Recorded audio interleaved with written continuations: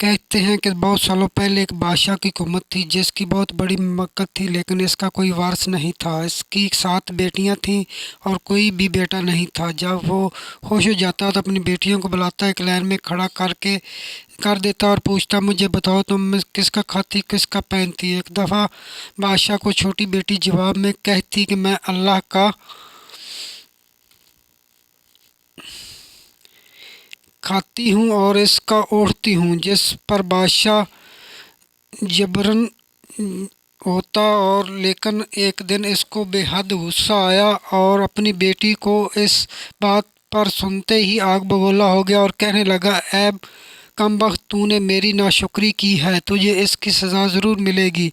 शहज़ादी ने कहा, जो हुक्म अब्बा हजूर। बादशाह ने सिपाहियों को हुक्म दिया कि इसे जंगल में छोड़ आओ।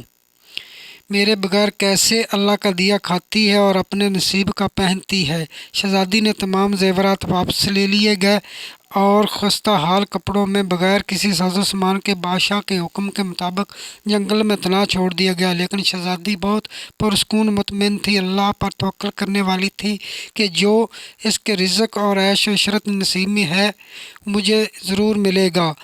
और सब सिपाही शहज़ादी को छोड़कर वापस चले गए। शहज़ादी जंगल को देखने लगी, चारों तरफ दरख्त ही दरख्त थे और दोपहर शाम होने वाली थी। शहज़ादी ने सोचा, क्यों ना कुछ लकड़ियां जमा कर लूँ ताकि रात को आग जलाऊं, फिर कोई जंगली जानवर पास नहीं आएगा और रात भी गुजर जाएगी। शहज़ादी जंगल से लकड़ियां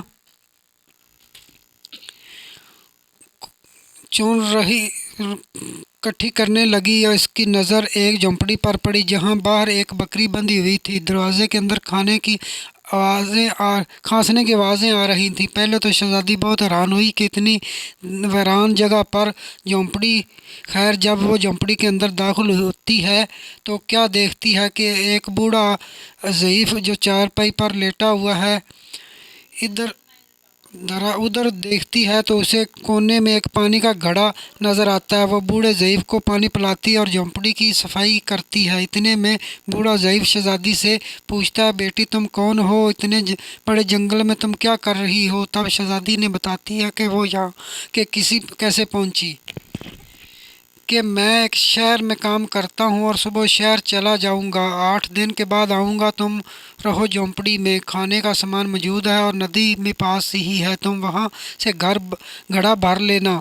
सुबह बूढ़ा ज़ईफ़ शहर चला जाता है और शहज़ादी यहाँ अकेली झोंपड़ी में रह जाती है और बकरी का दूध निकालती, आधा पी लेती, आधा बाहर रख देती है कि रात को कोई जानवर भूखा प्यासा होगा तो लेगा, और ख़ुद अंदर आ जाकर सो जाती है। सुबह सवेरे जब शहज़ादी उठती है देखती है कि दूध का बर्तन खाली और पास एक लाल पड़ा है जो देखने में बहुत ही नायाब और कीमती मालूम होता है। इसके पास सांप के निशान भी नज़र आते हैं। तब शहज़ादी को याद आता है कि बचपन में इसने जब कोई नायाब सांप बहुत खुश होता है तो ऐसा लाल अगत में है जिसकी कीमत हीरा जवाहरात से महंगी होती है। शहज़ादी बहुत हैरान होती है और दिल में सोचती है कि शायद सांप भूखा था, इसलिए वो दूध पीकर खुश हुआ, लाल छोड़ गया। फिर वहाँ लाल उठाकर अपने पास रख लेती है और फिर अगली रात शहज़ादी बर्तन में दूध डाल देती है। अगली सुबह जब देखती है तो फिर एक लाल होता है। ऐसे ही करते करते 7 दिन गुजर जाते हैं और शहज़ादी के पास 7 लाल जमा हो जाते हैं। इस दिन बूढ़ा ज़ईफ़ भी आ जाता है। शहज़ादी उसे लाल दिखाती है और सारा वाक़या बताती है और बूढ़े को 3 लाल देती है। कहती है कि शहर जाकर लाल बेच आते हैं, वक्त पे के साथ महल बनाने वाले मजदूर लेकर आना। बाकी 4 लाल शहज़ादी अपने गले में माला के तौर पर पहन लेती है और कुछ ही महीनों में जंगल में एक आलीशान महल तैयार हो जाता है जिसमें बूढ़ा ज़ईफ़ शहज़ादी रहने लगते हैं। और ऐसा खूबसूरत महल जिसमें हर आराइश हो, नौकर चाकर, दुनिया की तमाम नेमतें मौजूद होती हैं। शहज़ादी जंगल में एक फैक्ट्री बनाती है जिसमें गरीब काम करते हैं और इनका दाना पानी भी चलता रहता है। देखते ही देखते जंगल शहर नुमा बन जाता है और दूर दूर तक धूम मच जाती है कि शहज़ादी बहुत रहम दिल है, बखबर ऐसे बादशाह तक पहुंच जाती है तो बादशाह के दिल में इश्तियाक होता है कि देखूंगी तो सही ये कौन है जिसकी इतनी कितनी तारीफ है। बादशाह शहजादी से मिलने सिपाहियों के हाथों पैगाम भिजवाता है। शहजादी के सिपाही जब शहजादी को बताते हैं तो शहजादी हुक्म देती है कि बादशाह सलामत, एक शर्त पर हम मिल सकते हैं कि वो अपनी तमाम बेटियों को साथ ले आए। सिपाही जाकर बादशाह को पैगाम देते हैं तो बादशाह अपनी तमाम बेटियों के साथ शहजादी के महल में आ जाता है। शहजादी इनसे मिलती है और चेहरे पर नकाब करके इनके लिए 7 रंग के खाने पेश करती है। हर खाने के साथ इसी रंग का जोड़ा और जेवरात पहन कर आती है। महल की शान शौकत खूबसूरती शहजादी का अंदाज़ा बादशाह और बाकी तमाम शहजादियों को बहुत हैरान और मुतासर करता है। आखिर बादशाह शहजादी से कह ही देता है कि तुम मेरी बेटी की जगह पर हो, मैं तुम्हारे लिए कहने पर अपनी तमाम बेटियों के साथ आया हूँ, फिर हमसे ये पर्दा किस लिए।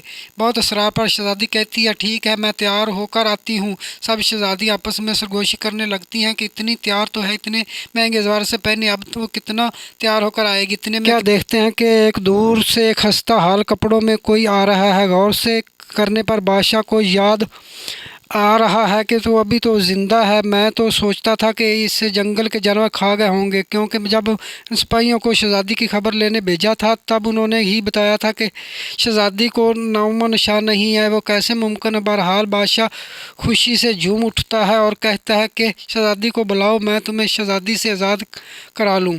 सब आऊँगा जाऊँ या चाहे तुम्हारी कीमत मेरे सारी बादशाह तक मांग ले।